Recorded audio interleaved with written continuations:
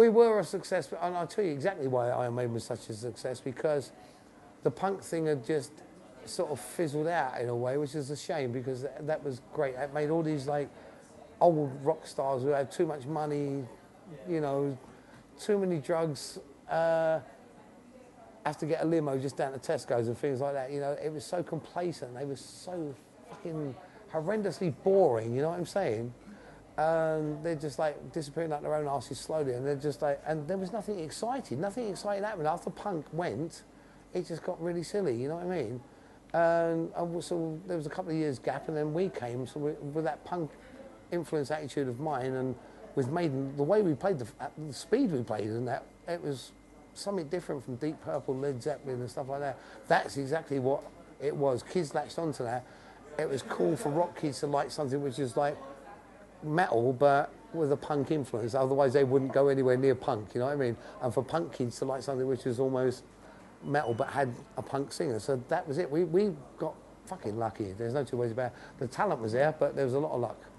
I mean, even me, I mean, I just sing in a band as far as I'm concerned, but I know I can sing. I know I can sing.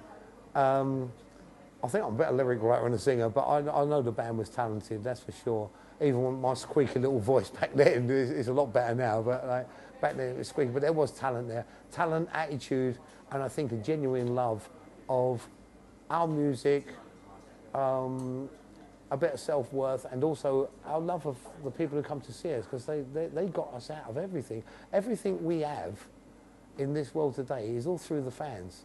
From the very first to the newest ones you get, everything I have, my kids eat well, we have houses here, there, everything. Everything's done. We owe it all to them. So, and I think that love comes about, I don't know about so much with the Maiden side of it now, but for me, I've always got the time for them because I owe them everything. So, you know, it's good. Well, I can't remember the actual date when we played to Long Beach Arena with UFO, but it was an eye-opener, I must admit. I mean, it was our first time in California as well, and we were like, God, that is a pretty plasticky place, you know what I mean? But it's accepted, it's one of them things there, you know what I mean? Well, God, they've got Arnold Schwarzenegger as bloody governor, what do you want? It was an eye-opener, and it actually sort of knocked us all back a little bit. The fans were rabid, they were going absolutely mental.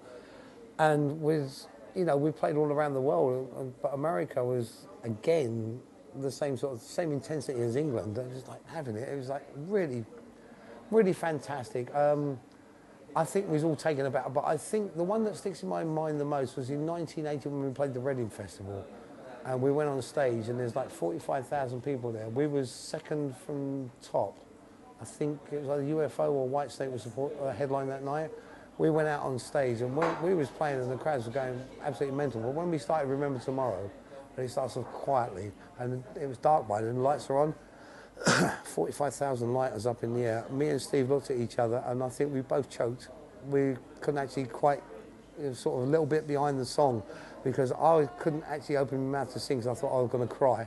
And Steve was the same. I think he was choked up. It meant so much to us because it was England first, you know what I mean? That was it, and that's a memory I'll take to my grave with me. That was fantastic. And Japan, the kids in Japan are nuts. They're all certified. I think they should be born with a stamp on their head, certified, go away, come back in 10 years with a straitjacket. They're nuts. Because we get to the airport, and it was like the Beatles. We're watching things about the Beatles before and laughing. Like, yeah, right, of course it will. We get there, they're fucking pulling their hair out. They stay in the same hotels as you. They're about £1,000 a night. And they know your own schedule better than you do. They're all on the train, they're funny with it, they're fucking mad. But they're fantastic, it's really good. So these things make you feel good and give you a little bit of a buzz to get on with it. But at the end of the day, what does it mean? We're not feeding the world, are we? We're not saving people. Just giving people a little bit of fun.